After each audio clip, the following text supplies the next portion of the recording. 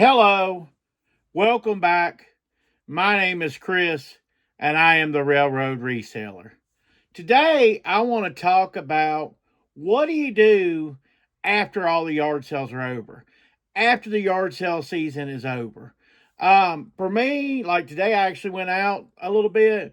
There was only a couple of estate sales, a couple things just going on. I did pick up some Facebook Marketplace.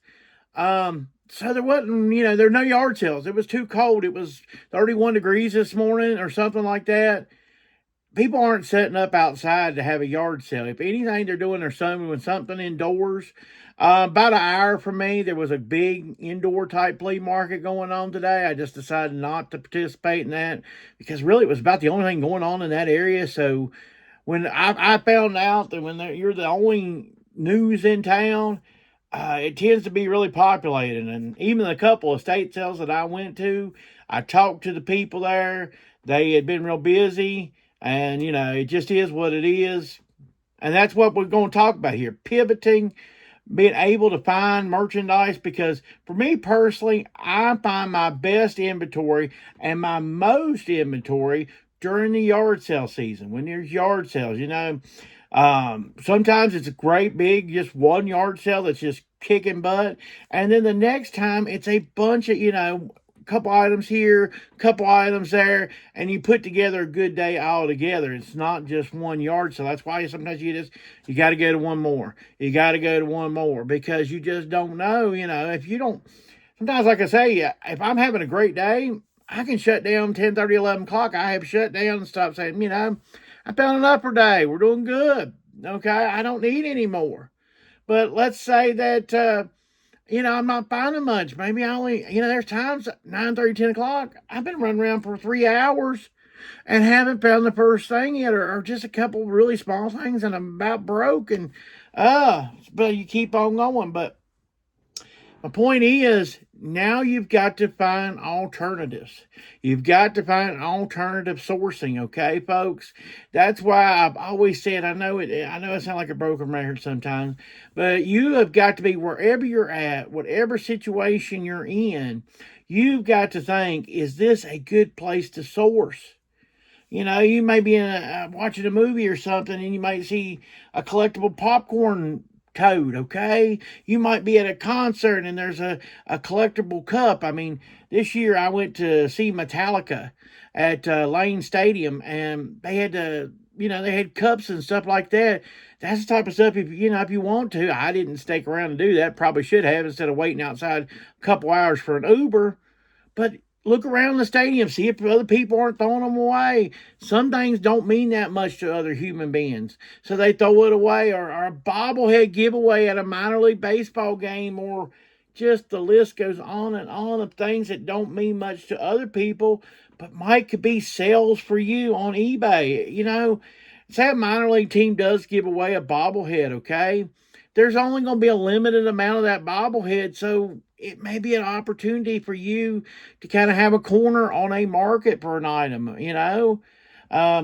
People who collect it, they're looking for that odd, weird thing. They're not looking for, the most popular player, over and over again. Okay, they've got that, but they want something odd. They want something peculiar.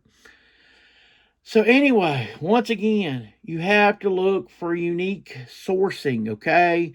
I'm already hitting Facebook Marketplace hard. Anytime that I'm sitting around watching college football, like right now, I'm literally watching college football at halftime. So what I'm doing, I hit Facebook Marketplace, okay? I hit where I can source, and I look, and sometimes Facebook Marketplace is bad. You don't find nothing. And then the next time you hit something good, it runs in spurts just like anything else. It might be like that bad Goodwill. Well, I don't ever find that. Well, you know what? You'll never find nothing if you don't look, okay, folks? You've got to be looking, okay? The competition's going to be 3 steps ahead of you sometimes. So sometimes you just got to do your due diligence, okay? Hey, for the couple marketplace deals I've made this week, I've also missed out on a couple. I just wasn't quick enough. I mean, there was a Bose CD player, but the tower and all that stuff, it was like $300 worth of stuff. went for 40, you know, and I only had been up for like 21 minutes, but she messaged the lady and boom, it was already pending. I mean, that's just the way it goes. But you've got to be quick on it and you've got to stay on it, you know, and sometimes it's going to be bad. It's like anything else. Sometimes you're going to go to that thrift store, even your best honey hole, and it's going to be bad. But you have to keep going, okay? You have to keep moving. I'll show you some solds, and we're going to come back and talk about even more strategy, how you're going to make it without yard sales. All right, let's go over some things that have sold. Sold this Byrna, I guess that is how you say that, manual here.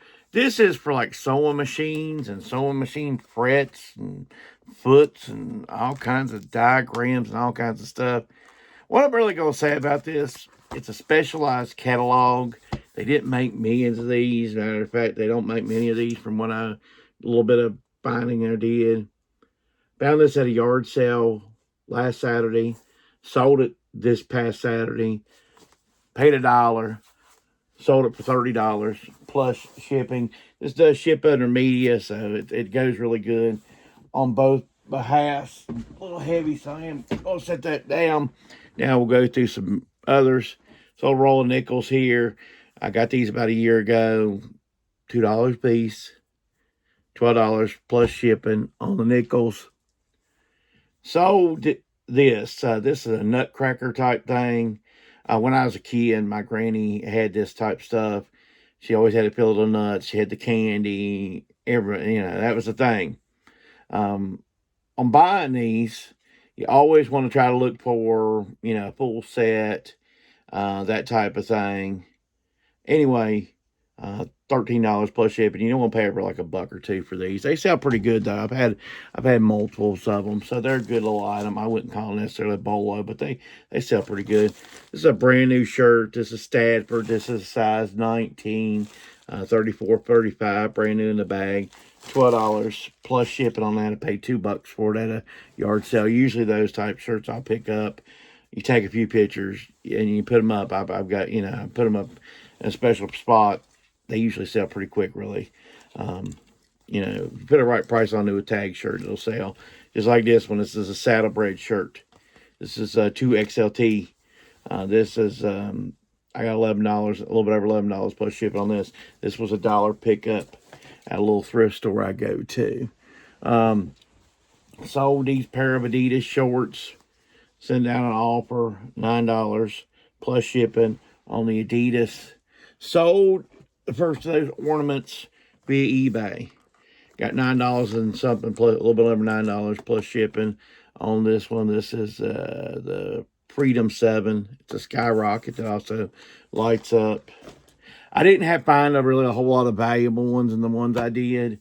So most of them sold for $1 at my little sale that I had. Sold a lot of these Loom. Picked these up for $1 at the yard sale. $20 plus shipping for those 3. So I got 3 into 20.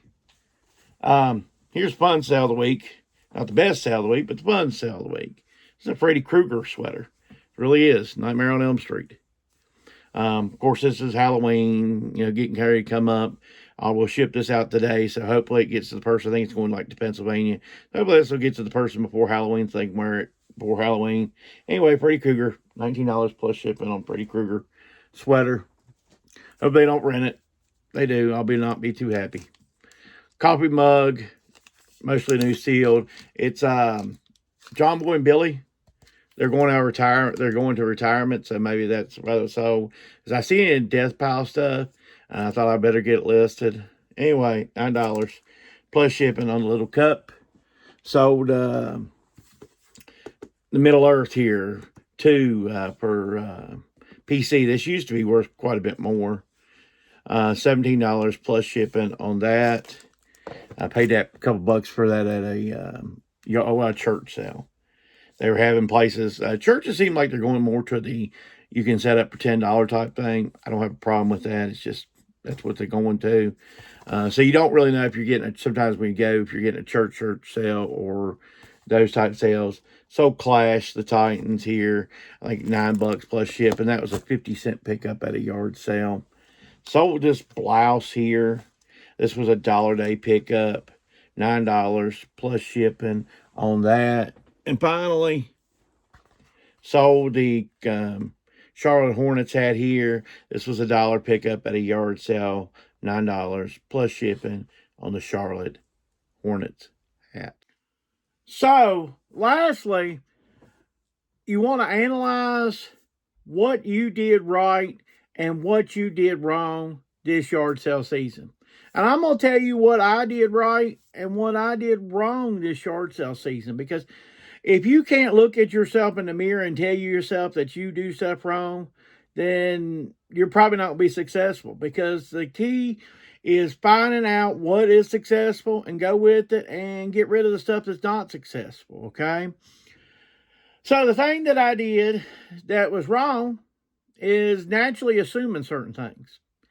I've said even in the past here that my favorite yard sales are traditionally older neighborhoods with middle class housing. Okay, and that still pretty much is the sticking. Okay, as far as your traditional yard sale, I like the older homes and the middle class. But don't just because something's in a trailer park just throw it to waste. Okay, this year I was going down the towards Roanoke, and I was actually heading that way, and I looked over, and there was a yard sale in a place that kind of normally has yard sales, and they let people set up in their yard, and I was like, okay, I'll stop. And then I seen a sign for another yard sale, and it led back to the trailer park behind it, and I thought, well, I'll just go back there first and then hit this. So I went back there to the trailer park, not expecting anything really, folks. My expectations were ridiculously low. And I found a ton of nice Polo Ralph Lauren, either brand new with tags or looked like it had been worn once or whatever, for $1 and $2. I mean, it was just hoodies and all kinds of stuff, folks. And I made really good money. And I was really shocked because I got there first, and there was some clothes laying on a tarp.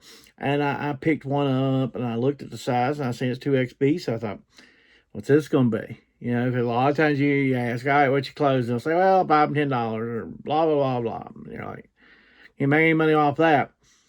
And I said, what you got on this shirt here? And she said, well, yeah, that shirt be like $1. She said, everything's pretty much $1 and $2. When she said those magic words, I started grabbing up. I said, all right, let's make a pile here then. And I made a pile, and I spent $24. And so that was just really great. And I learned that, you just can't. It's like not judging a book by the cover. You always heard that saying, even as you get older and stuff, you still judge book by covers. And that's not right, folks. Second thing that I did learn that I was right about. I was wrong about the first thing. Here's what I was right about. I believe if a neighborhood has a yard sale that generally doesn't have a neighborhood yard sale, that's definitely prime for going. If you're in a decent sized city or town or whatever, you're gonna have certain places that have yard sales every year. It's just common with the great, and so there's certain parts of my town that has neighborhood yard sales every year. Like the rising of the sun and rising of the sun and setting of the moon or whatever, they have yard sales. But there was a neighborhood that I had never seen had a yard sale. It was a little bit out, a little bit. The houses were spaced out a little bit, half mile apart, but they still was pretty close.